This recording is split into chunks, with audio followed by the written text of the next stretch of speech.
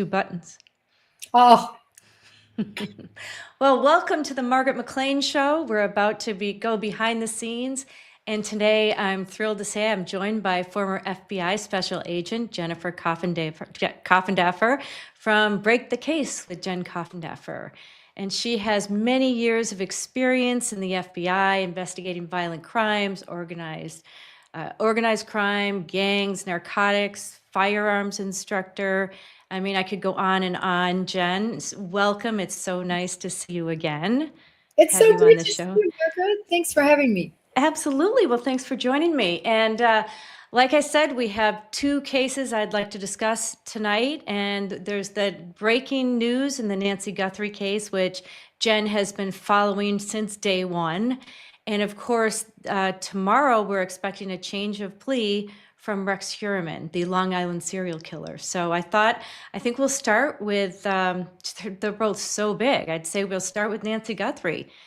Chen, what do you make of the two letters from that TMZ received? Those two, I would call them demand letters recently.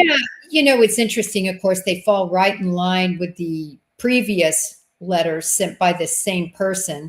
And the reason they know it's the same person, meaning the last or the set of letters that started or emails that started on February 11th, as opposed to the ones that were prior to that, which are the two that they're saying are related to the abductors, at least that they believe are related to the abductors. So now you just have it continuing, right? This individual saying, listen, I know who did this. I know where she is. I shouldn't say buried, but where she is, blah, blah, blah. I want a half a Bitcoin now. He's really dropped his price down. Yeah. 34,000 is all he wants. And then 34,000 after, they find her and things like that. What I make out of it is this is a person that is torturing this family. And they're horrible. This is all never been about money, any of these notes. These notes are about sheer torture for the family and having their name out in the media and being in control. These people are ruthless. Oh, I agree. And I thought the timing with these last two letters was right when Savannah was going back on the Today Show. Yeah, you're right. She went on the Today Show. The letters came out that day. Yep. And so if that isn't a message, I don't know what is. Exactly. And then now let me ask you, do you think TMZ should have gone public with it? Why not just hand them over to the FBI? What's your thought on that? Well, my FBI hat says, please don't go public, TMZ. Please just hand them over. Absolutely. I mean, that's what you want to see as an investigator. You don't want to see this splashed all over. But look at all of us in the media. We're all talking about it because we see how important it is. I think it's so important because I think they should be acted on. Not everybody agrees with me, but I look at it this way. People think Bitcoin isn't traceable, and that is absolutely could be further from the truth. It is extremely traceable. This is the issue. Even though they trace all the transactions, the person at the other end, they can be anonymous. But once you have a start, once you see how the Bitcoin is then converted to some usable currency, then you have a start, you have a breadcrumb that could possibly lead to who did that. Now, does that mean that's leading to the abductor? Or does that mean that's just leading to a piece of crap, evil person who's been doing this to Savannah and the Guthries? For 34,000, I'm paying to find that out. Yeah, I would too. And that's not that much money. Absolutely. If it could, so it's a federal crime also, right? To be sending these demand letters. Absolutely. So yeah, I think that's very interesting that you should say that because, personally, it's a lot of money it's a lot of money for me, but I'm surprised the family hasn't decided to pay that. I mean, they already have 1.2 million out as a reward, but maybe do you think it's possible the FBI told them not to? Well, typically what the FBI does is we never tell anybody don't, or you can't, or say this or say that. We suggest. And And I think certainly they're suggesting there's no proof of life, but they probably are posing exactly what I just said. Mhm. But if we put this money out here, it could possibly lead to who's responsible for those letters, not the 2, but the 4. Right. And so that could or could not lead to Nancy, most likely could not lead to Nancy, but at least it could lead to whoever is doing this. And then some could argue, well, then Jen, what's going to stop a new person picking this up and emailing TMZ and doing the same sort of shenanigan? And it's not, but at least you get this one.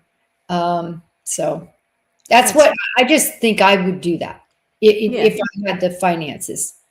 Right. And then it would be, for the whole family, even if she's not alive, which I think maybe it's fair to assume she's not alive. I hope she is, but at least they might have some closure and get the body back, right?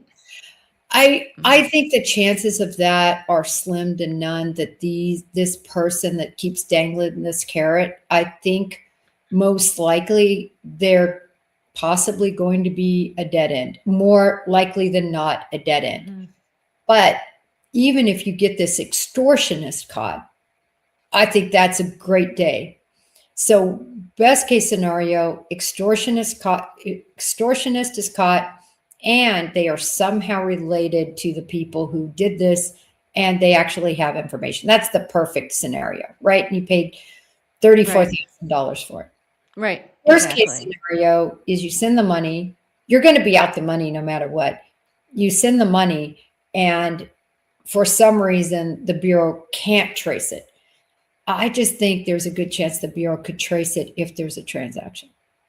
Yeah, I got to believe that. Have you ever dealt in your, well, you obviously have inside sources. So what are your thoughts? How hard do you think it would be for the FBI to trace something like this? I mean, I there have are no cases idea. on the books. There's cases on the books of tracing Bitcoin. Like I said, the transactions are in a chain, and those chains there's no getting around them. And there's actual sort of, it's called, the need to know the transaction, who that is. In other words, not necessarily the person, but that you're affiliated with the account. So just say this, let me be clear. Say I want to be Raggedy Ann. So Raggedy Ann sets up a Bitcoin account. And now I start putting money into Bitcoin. Where that money comes from is tracked. And then say now I have money in Bitcoin and now I want it in US currency. Then I have to transfer it someplace to get it converted to US currency. That's tracked. Then I have to get the US currency transferred to me. That's tracked. So it would mean that you would get the money and you could be out. You could just cash it out and be gone in the wind. And that's what people are saying, that it's difficult to trace, but it's not. It's extremely easily trackable. It's that last stage that could be difficult. Once I get the money and run, now they're going through all these different steps and trying to figure out who Raggedy Ann is. But at least now you have a breadcrumb. Right. And well, what about if the abductor is in Mexico or these people? It doesn't matter. Mexico, China, Russia, the Bitcoin chain is the Bitcoin chain worldwide. So you don't have to worry about that piece. It's such a great question. But nevertheless, you do have to worry about catching the guy at the end of it who's anonymous, right? That's the problem with it, is you're going to have to trace it from how he was able to make Bitcoin currency into pesos or whatever he used. Let's say pesos. And now he grabs it, it's gone. And he's gone. And now you're left with Raggedy Ann. But you're also left with where he was able to grab it from. In other words, the company that changed it over to money. You're right. Okay. Oh, that's interesting. You can know that. So can that be traced then? There's cases out there. Okay.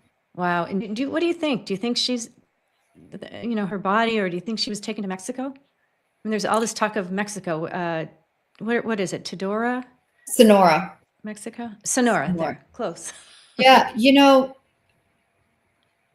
I think the chances of her being alive are so minuscule.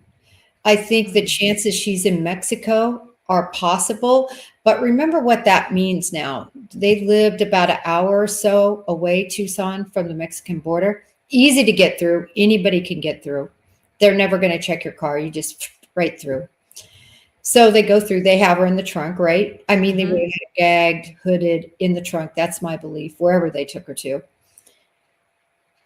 That's what I would have done. Right. That's what I would have done. But a lot of the law enforcement, everything we saw was right in the Tucson area. And in fact, only a couple miles away from where she lived. They were her house, the Catalina foothills, are in the Sonoran Desert. The Sonoran Desert is so vast, and there's been 4,000 bodies found there. There's Oh my God. 225 bodies found a year there, mostly of about 80% of illegal migrants that come through. But the other percentage is a dumping ground for homicide victims and things. So it's a vast area. You would never find a body typically till after it's well decomposed. So I don't think they would need to go to Mexico, is my point. Yeah. Okay. That's kind of what I thought. I mean, we can guess all day long, but I thought that maybe that's something like that happened. And I think you actually think it might be two people and not just one. I think they got lucky to get away with it. That's my thought, because they didn't look the porch guy didn't look very sophisticated to me. Right. He doesn't seem sophisticated at all when it comes to his gun and when it comes to how he acted. But we've all been very wrong on that. He was sophisticated because you see how clever he was in terms of not being able to be tracked or traced, with the full brunt of the FBI on this case. And I think it's more than one, because I see a handy-talkie antenna that is not a scanner. It's a handy-talkie. And you don't need a handy-talkie unless you need to talk to somebody. And furthermore, this type of crime, just in my experience, you never do these types of crimes by yourself. You murder somebody by yourself, sexually assault somebody by yourself, but you don't conduct a kidnapping. But I could be wrong. Maybe he's doing it by himself. For me, the epiphany I had was probably over a month ago when I saw that antenna, when I could make it out. And I'm like, no, there's more than one involved for sure. Prior to that, I thought probably, but now I think definitely. Of course, if you have more than one involved, then I think it's easier to get caught. It's easier to get caught, but how close are you with this person? Is this your brother? Mm-hmm. Is this your dad? And so, but I agree with you. We're not seeing any information or any break. Nobody's diming anybody out. But I can't tell you how many cases came to conclusion when the girlfriend got mad because she found out porch guy was sleeping with somebody. Oh, yeah. So maybe exactly. And I just keep going back to the thought that he just, not in the system. There's not in the DNA system, obviously. So he just got lucky and then buried her out somewhere in the desert. I mean, I still go back to a burglary gone wrong.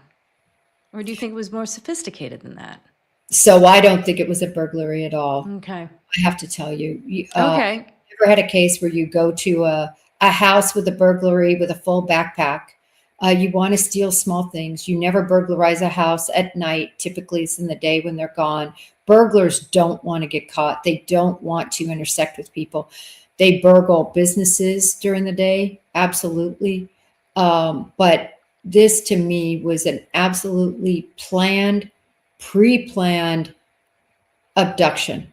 The 11th, the 24th, the 31st, those dates that, law enforcement is talking about and sources have said are important for pre-planning.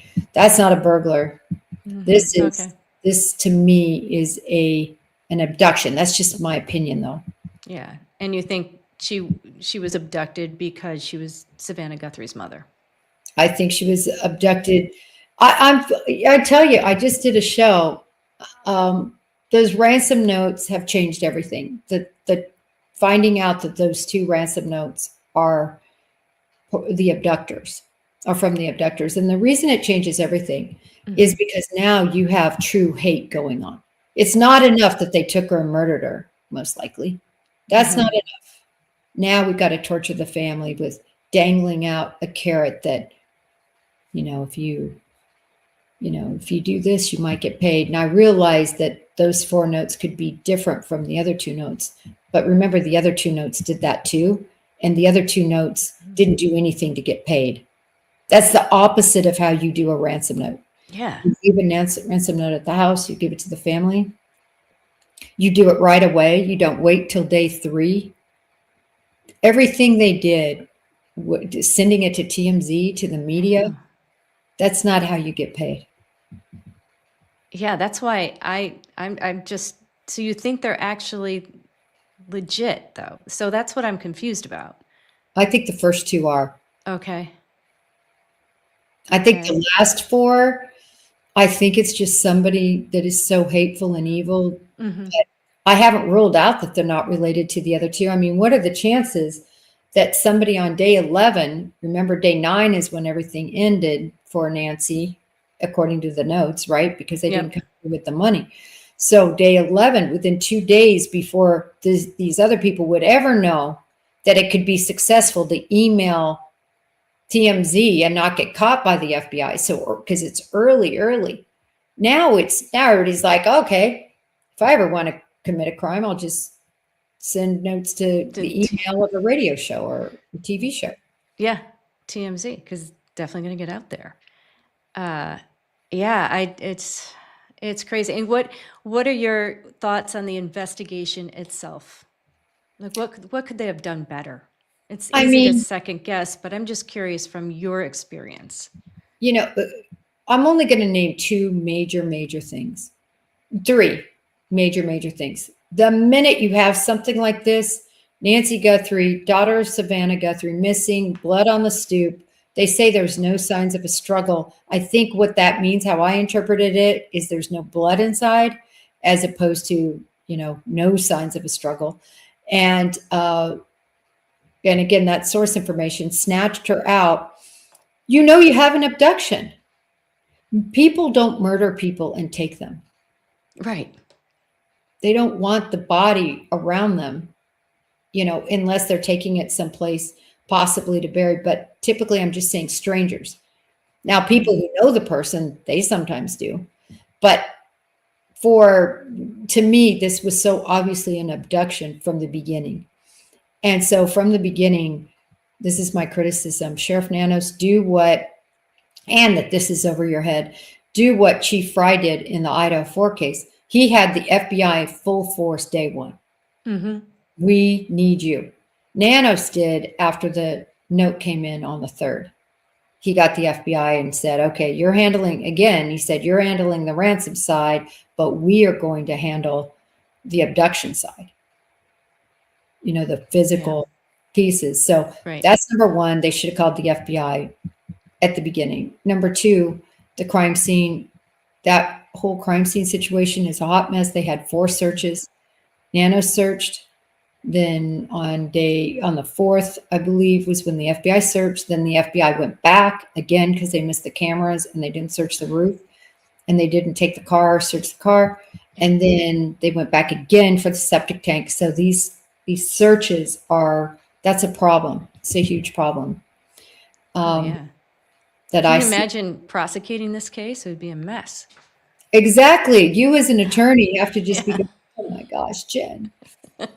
I can't imagine. I mean, I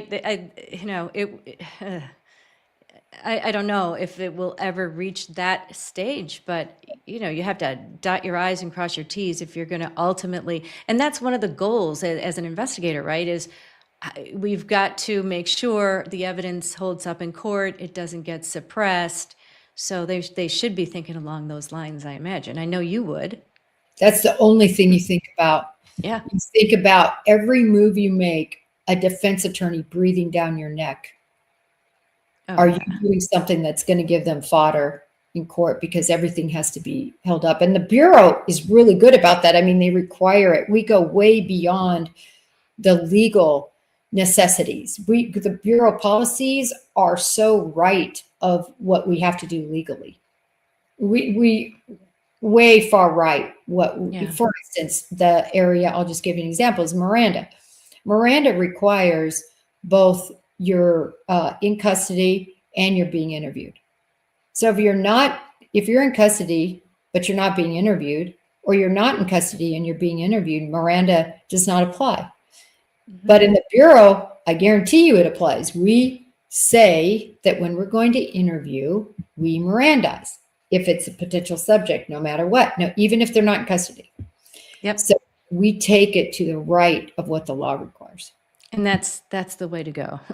Believe me, for somebody that's had evidence suppressed for all sorts of reasons in the past, then oh my God, I'd hug you probably if you were. So, speaking of investigations, I'd like to talk about Rex Heuermann, and that was a messy investigation. They didn't call the Bureau in until, let's see, I have it down here. February of 2022. So basically, the FBI joined the investigation in 2015, but they didn't have a task force, the Gilgo Beach task force, until February of 2022.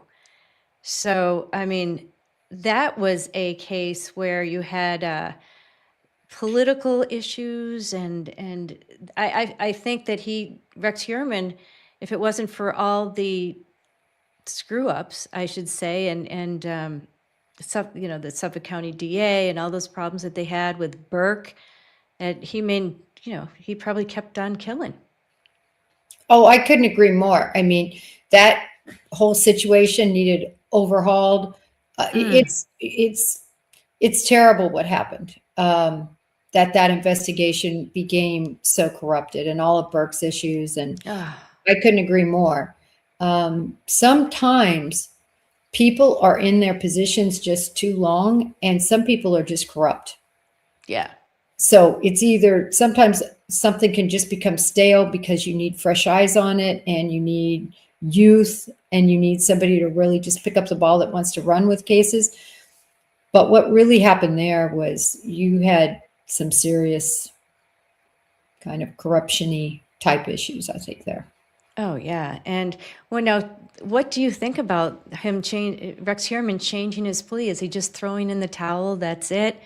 I was shocked, actually. I know there's so much evidence against him, from his computer to DNA to, I can't imagine all the stuff that they've gathered over the years. But what do you think? Why do you think why tomorrow? Why is he changing his plea? I think it all comes down to Rex Heuermann. He was an architect, well-educated, lived in I think it was, even though it was a horrible looking, hoarder type situation house, where is in a very expensive part of Long Island, is my understanding. Oh, yeah. And so this is a guy with a reputation, but a sick and disturbed lust to do what he did. So when you add that, I don't think he wants this out there. It's out there enough as it is. And I think it's all about him also saving a chit, right? Negotiation maybe for later, other bodies, other girls he murdered, to get the institution he wants, to maybe even a commissary. There's all sorts of chits that he is holding back.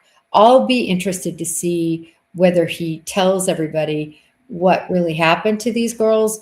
I think he's pleading to 7, or whether he doesn't. Does he allocute, or does he hold it all back like Brian Koberger did? Yeah. I think you and I were on that together, weren't we? When the Brian Kohlberger, did we watch that live together? I thought we did, but I did. Yeah, and it was just such a shortened version that it was the weird feeling after. Remember that? How much is going to come out, and what's he going to? I think it's going to be very similar, actually. I do too. I think it'll be more on the side of saying almost nothing versus giving any sort of Dennis Rader type of Oh, explanation, God. detail of everything he did. But we'll see. But I think he did it for himself, just to save some semblance of face. I'd like to say he did it for Asa and his daughter and son. I maybe a little bit, maybe I could see that, but mostly it's about him. Yeah, he wants to control the narrative. That's the way I look at it. What do you think? So it was interesting when I had John Ray on. What do you think about, he's convinced that Asa and the daughter knew. I have a problem. I don't think the daughter did. I really personally don't. I watched that whole, what was it, on Peacock, the documentary, which they were paid over $1 million for. But what about Asa? What do you think about her?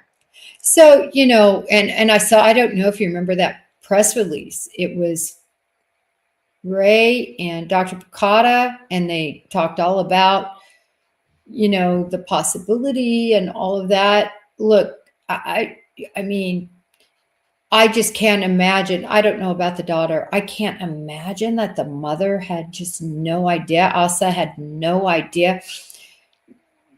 I just can't. All of that happening under your roof, him having this secret area, where he kept evidence and things, and her not knowing. Maybe she just didn't care. Maybe they were living two completely separate lives, as people do. They're not in love. They just live there for convenience. It's a very slim possibility. It's hard to believe. Or she was into some kinky stuff too. Mm-hmm. That's what it was interesting how a lot of the crimes were committed when they were on vacation, the kids and Asa. So it's possible, I guess. I mean, if he cleaned it up real well, and then he did do some renovating in the bathroom, where we believe he did kill somebody, one of his victims. That's documented. I understand, and I understood when it happened where people were coming from. I mean, where they were coming from, and there was other information about paintings, and I remember watching that whole press conference, and I was like, what? Because they called it. They had set it up. They wanted to do this huge shebang. Look, we will never know, but I could tell you they're never going to be prosecuted. No chance. Right. No, it's just so maybe, maybe he is going to tell us where other victims are. What do you think the chances of that is? I think it's possible, not us as in the public, but I see him doing it with law enforcement to get something out of it. If he can gain something, like where he's housed, and everybody says that prison is so much better than jail. So I think he wants to get this down the road. I think jail is much tougher where he's staying than what he's going to end up in a prison. And maybe he can negotiate something besides a max security. I don't know what he'll be able to negotiate, but he's probably holding some chits. That's how I see it. Yeah. And you don't think we'll find out about that? No, I think we will find out about it, not from him, but on the investigative side. If they start investigating and there's some leaks about what they're looking at, and I think then we could find out about it. But I just don't think he's going to make some public, he's not going to come out publicly about it. And so tomorrow we won't be able to watch it either. I don't believe they have cameras right? No cameras in federal court. Right. So, but I guess we'll have to rely on the sketch artists. They're so good. Yeah, I know they are. I remember for the Balger trials, they were excellent. So any other thoughts on Heuermann? And what about the victims? The victims' families. Do you think they're going to feel cheated? I don't think so, because that, as long as he gets life without the possibility of parole, because at the end of the day, there's no death penalty in New York. Right. So that wasn't on the table. It's not like what happened in the Idaho 4, where I think some at least felt cheated. Some, I think, just felt relief just to have it die down and not be the center point of their lives, thinking about what happened to their kids as much, right? It's always going to be the center point to a degree. And then some were very upset, right? Some were very upset about taking the death penalty off the table. And I know many, like me, I was shocked. I did not want that. There's certain cases. The only cases are cases that involve kids, mass murders, and serial killers, spree killers, those types of things. In other words, people who were just killing machines. I think the death penalty is appropriate for those cases. Well, it's fair to say Rex Heuermann was a killing machine. He's very similar to Bundy, I think, right? Yeah. The double life and what he tortured those girls. Yeah, he was a killing machine, but it's not going to matter because there's no death penalty. I know. Well, exactly. So, but yeah, I think he's up there with one of the worst serial killers we've seen. I mean, there's got to be more bodies. He traveled too, so there's, it's possible he had bodies all over the country. He was in Anchorage, Alaska, all over the place. So he has the same MO, which is good. Contacting ladies of the night, workers, sex workers. So he certainly, and he was smart doing that because he knew that they were less likely to be seen. They were more likely to not be missed. They were easier targets than, say, what Bundy did, which Bundy preferred co-eds and college girls and high school girls and girls that were missed. But that was a different age. That's before all the cameras and cell phones and everything was tracked. And Heuermann did a pretty good job with the cell phones, but not good enough. Not good enough. But then it did take a long time to catch him, even though there was all the political stuff that went on. What about the planning document? That was eerie to read.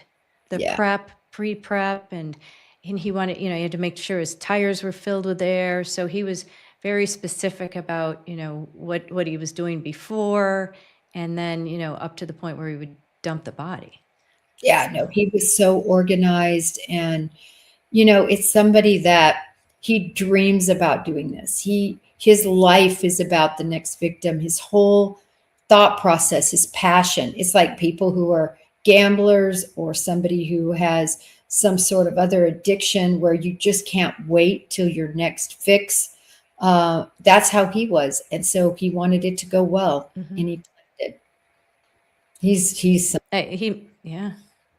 And he must have surprised himself by, I think he was killing people long before he was even married. Yes. I agree with you. The whole thing is people like that, it just takes, I think, the first one. And then after that, just imagine how brave he was after that. That's true. 100%. That's true. Well, what's next on your agenda, Jen? What are you following next? Well, I'm staying with Nancy Guthrie. So every morning usually, but I've had to switch because of my travel schedule and do some at night. Or at 5. But I have some kind of cool shows coming up, I think. I'm going to be focusing in on a better, I think, evaluation of understanding the ransom notes and what the family did after each one. I think it's become garbled in everybody's heads. How many notes, how many came in, where did they go, what days, what was it is in mine, I'll tell you that. Time has gone by. It's been over 2 months now, and people haven't been really touching on it. So I'm going to definitely do a show on that. I also want to do a show with sort of a spreadsheet showing what information we know from sources, what do we know from what we can see with our own eyes, what do we know from law enforcement, and just so people can understand or evaluate for themselves, I want to put this much weight on this or this much weight on this. So I want to do a show on that. I also have somebody Doug Bishop, who's going to be coming on, and he is great when it comes to searches. We're just going to talk about Nancy Guthrie and the halting of the searches, which I think was a huge mistake early on, and not asking third parties to assist. So I'm looking forward to having him on too. Oh yeah, that would be excellent. Oh, good. Well, everyone tune in. You know, I love you. I wake up in the morning very often looking at your Twitter feed to see what's going on. Yeah, yeah. Thanks, So, and you know, seriously, if I went, oh, when did this happen? All I have to do is go back to your Twitter feed, and then I know, oh yes, that happened on this date, because you've chronicled the case every single day. So yeah, I do wake up with you, Jen. Oh, you're so sweet. Well, Nancy, I definitely chronicle Nancy. Yeah. I joke around about it. Like if I forget something, for instance, when did I discover the walkie-talkie? I just, up there where you can search, I put walkie-talkie, and it takes me right to the day the walkie-talkie was seen, or whatever it is. That's so great. Good. I'm so glad that I'm not the only one doing that. No, I think it's you've come, I haven't covered the case actually. I was telling you I was rebranding, but I relied on your coverage. I really did, on my Twitter feed to see what was going on. So you did a great job. We appreciate it. Well, Margaret, I want to say this. You're an amazing mind. You're an amazing human. There needs to be more shows out like yours because you focus on facts. You have guests that are no drama. And, I just wish you all the luck in your show as you rebrand and find your niche. Oh, thank you so much. Yeah, I've got a great team behind me. So Steve Cohen and Collier and Amber. So if they're listening, but thank you. And yeah, we'll have to get back on. I really love doing shows with you, Jen, and I appreciate it. Have you been keeping up with Kevin at all? Yes, I have. I just talked to him last week. He's had a screenplay that was accepted, and then it's going to the next level. So he's been working on that. Yeah, I talk to him, I'd say at least, once a week. Oh, wow. That's great. Yeah. Well, he's a great guy. To see him at the big fundraiser. Oh, good. For the witnesses, which was really great. I got to meet so many people. They'd come in my ear and they'd go, I'm, XYZ. I'm Pretty Kitty. I'm Who Loves Crime. That's great. Because because they know probably I might know who they are by their Twitter handle, but there's no way. And I respect that because a lot of these people, they have amazing jobs and they want to be able to speak freely without worrying about any backlash because of their opinions. So exactly. You and especially with that case.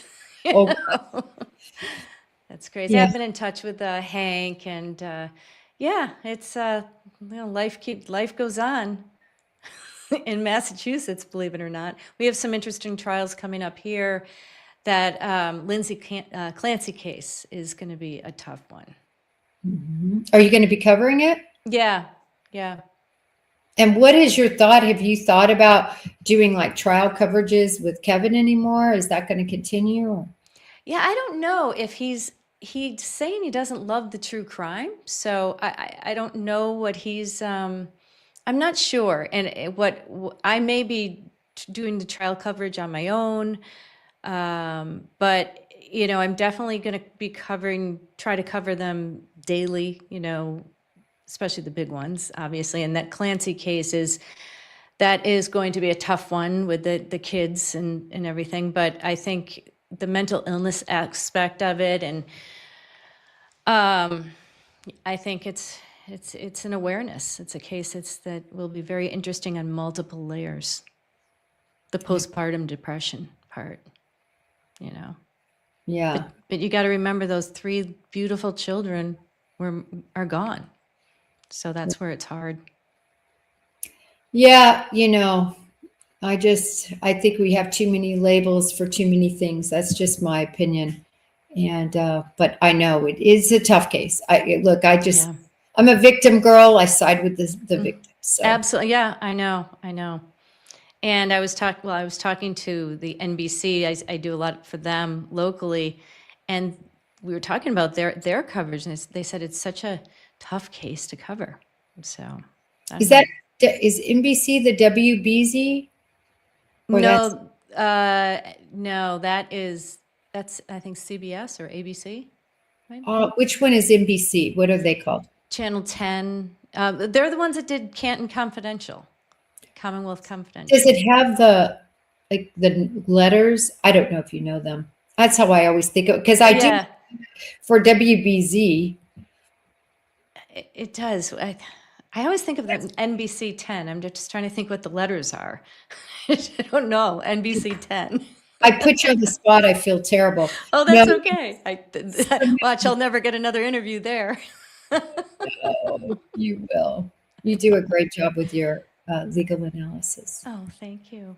Well, I'm sure you have to get to dinner, and I really appreciate you coming on. We have to play tennis one of these days. Yes, we definitely do. I have a huge tournament in Dallas. I leave Friday.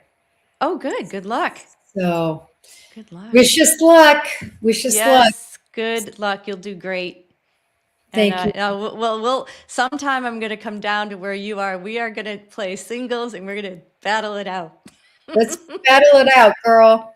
All right. Well, What's thank your you. forehand or your backhand? Let me guess, your backhand. What is stronger? No, my forehand. Weaker. Yeah, I figured your backhand is weaker. Oh, I'm not, weaker. I thought you said stronger. Oh, yeah. My what's stronger for you? I'm not going to tell you. Oh, well, Because then you thanks. pick on it. No, I'm just kidding. It's definitely my forehand is weaker than my backhand. Oh, okay. All right. Well, now I Yeah. know where to hit. I knew you were going to know, but I felt like you shared it with me, so I thought it was Yep. wrong not to. You know how you figure it out though after 2 points. Oh, Like, exactly. or in Exactly. warm up, you're like, oh, they don't like their backhand. Yeah. Yeah. So it'll be funny because it will be your strength against my weakness I and my know. strength against your weakness. Exactly. That would be fun. Yeah. Can't wait. I can't wait either. Thank you for having me. I really appreciate it. Absolutely. And thank you and good night. Talk All to you right. soon. Bye-bye. Bye.